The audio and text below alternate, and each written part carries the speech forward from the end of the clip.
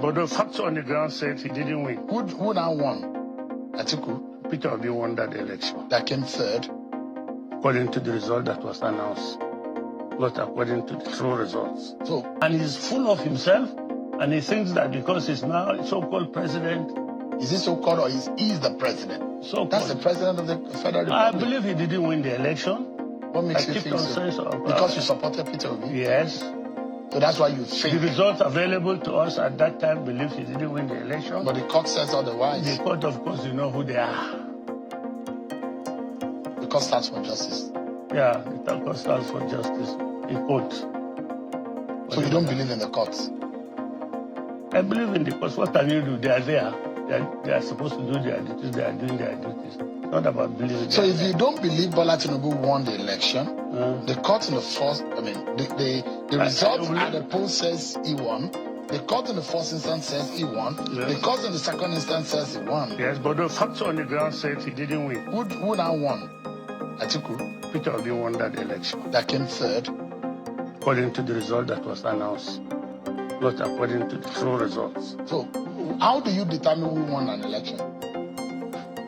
We have the data now. Look, we had monitors on the field. We had agents on the field. We collected our data. We know our results. We know the results that are coming in from the field. We can see clearly the point at which they were altered. We can see clearly, you know. Was he altered in Anambra? Was he altered in Abia? Was he altered in Enugu? Peter Obi won landslide. He won over 90% of the votes in that region. Yes. He beat Bola Tinubu in Lagos. Yes. He had huge votes in the North Central. It doesn't mean there are no states where election was conducted. There are. You know, when you do rigging, you rig only where you are strong. And because... Is Peter Obi strong in Lagos? That is Bola Tinubu's state. Yes. As a politician, you know what it means when you lose your home top. I know what it means. They didn't understand the demography of Lagos very well at that time. So it was a shocker. It was a shocker. They underplayed the demography of Lagos. And it shocked them. And the demography showed.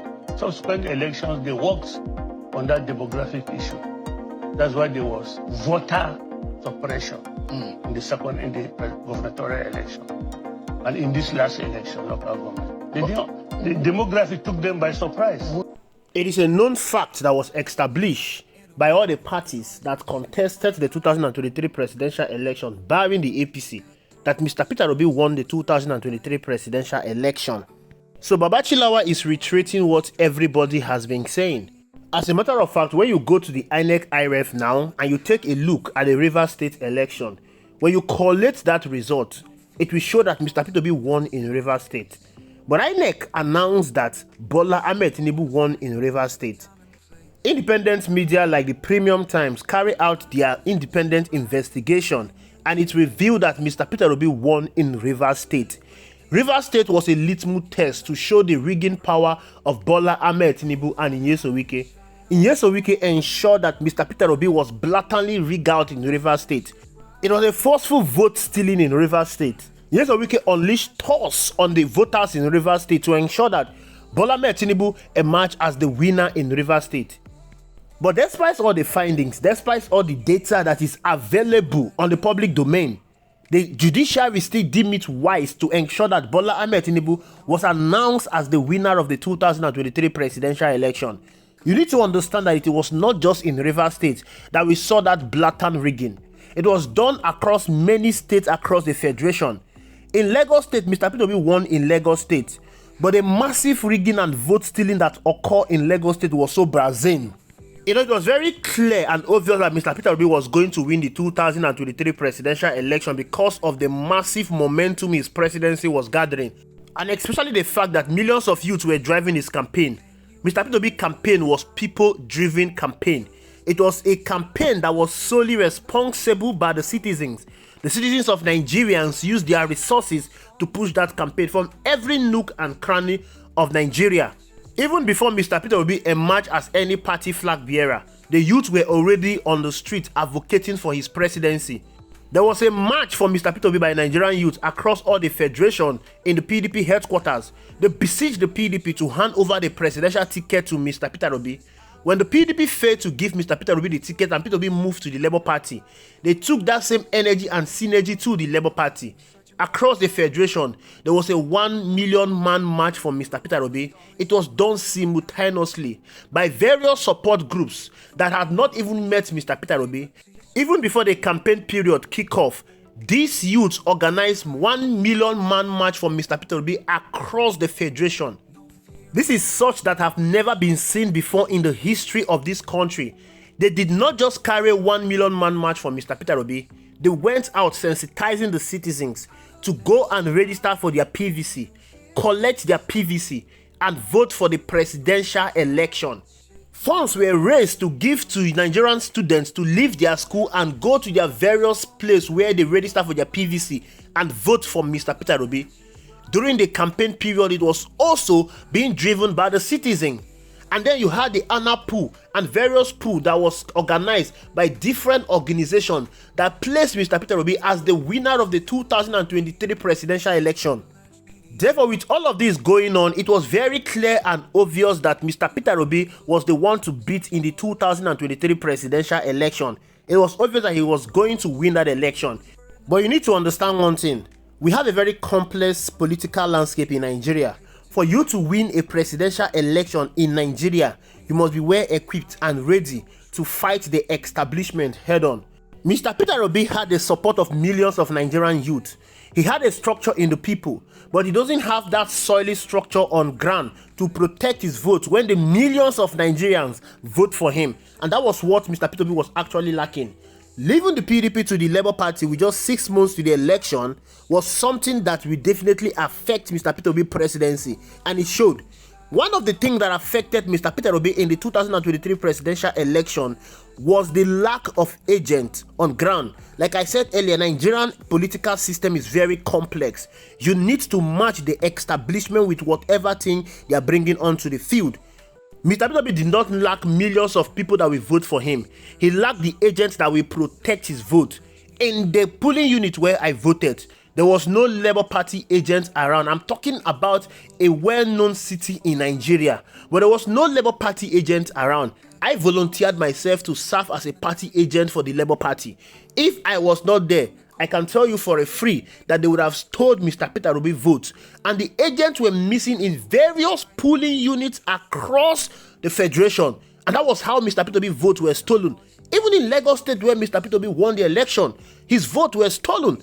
Even in Delta State, the PDP state, his vote was stolen. Even in the same Anambra State where he came from, his vote was stolen. Even the Plateau State where he won with 466,000 votes, the votes that were being collated across the polling unit in Plateau State shows that Mr. Peter Obi won with close to 1 million votes in Plateau State. All of this were systematically done to ensure that Mr. Peter Obi was rigged out of the 2023 presidential election. And INEC had to collude with the political parties, with APC, to ensure that that was done effectively by switching off the IREF. The IREF was meant to collate results from the polling unit in real time, and this will show the real results from the polling unit. This was intended to eliminate the irregularities, the rigging that we experienced in 2023. But INEC said that there was a glitch that had occurred, which means that results will not be transmitted from real time. And people were trying to send the result from the polling unit to the INEC IREF. But INEC has switched off the IREF, telling us that there was a glitch. This was a calculated strategy to ensure that Mr. Peter Obi is rigged out. All of this is a well-known fact, and Dati Baba Ahmed has established in different fora that they presented fact and figure to the court that Mr. Peter Obi won with 10 million votes in the last election. Even the Rivers State result was enough for the court to call for a manual collation and calculation of the election result in 2023. But of course, they were also in bed with the power that be to ensure that Mr. Peter Obi was rigged out of the 2023 presidential election. So it's an established fact that Mr. Peter Obi won the 2023 presidential election. We have moved past that, but we should ensure that what happened in 2023 does not occur anymore. Mr. Peter Obi has the ample time to prepare for the 2027 presidential election, unlike what happened in 2023. And one of the things that needs to be addressed is the issue of the polling unit agent. That is the reason why I still think that if Mr. Peter Obi cannot get the ADC presidential ticket, Mr. Peter Obi should contest in the PDP. As it stands now, Labour Party is still fragmented. Labour Party has been jeopardized with all the internal crisis that has rocked the party from the time the last election was done and dusted till now. Labour Party is not a viable platform for Mr. Peter Obi to contest the 2023 presidential election. I know that Mr. Peter Obi has maintained his support base in the obedience movement. I understand that. But we need to understand that winning a presidential election is more about going out to vote. The most important thing is to ensure that your vote is counted. INEC will not use the IRF glitch this time around to ensure that Bola Ahmed Tinubu win the 2027 presidential election. They are going to use a different format. And if you look at what has been happening so far, with the defections from politicians across Nigeria and state governors declaring and endorsing Bola Ahmed Tinubu, it is obvious that Bola Ahmed Tinubu is going to use these state governors to rig the 2027 presidential election. What happened in Rivers State in 2023 was a litmus test. How Nyesom Wike brazenly rigged the 2023 presidential election. If Nyesom Wike can successfully do what he did in 2023 and the courts legalize it, then they believe that in 2027 they will also use other state governors to brazenly rig for Bola Ahmed Tinubu, and they believe that the court will brazenly legalize it. So the focus right now is to ensure that what happened in Rivers State does not happen across the country. And how do we stop that? Is to ensure that Mr. Peter Obi has solid structure on ground, foot soldiers on ground, people that are willing to protect the vote of Mr. Peter Obi and ensure that it is being counted. And these are the party agents we are talking about.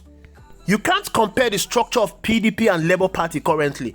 PDP has a solid structure on ground, irrespective of the fact that they are not ruling as a party nationally. They can give Mr. Peter Obi that structure that he so desire and crave, that structure that was missing in 2023. And it is obvious that more Nigerians are willing to support and vote for Mr. Peter Obi than they did in 2023.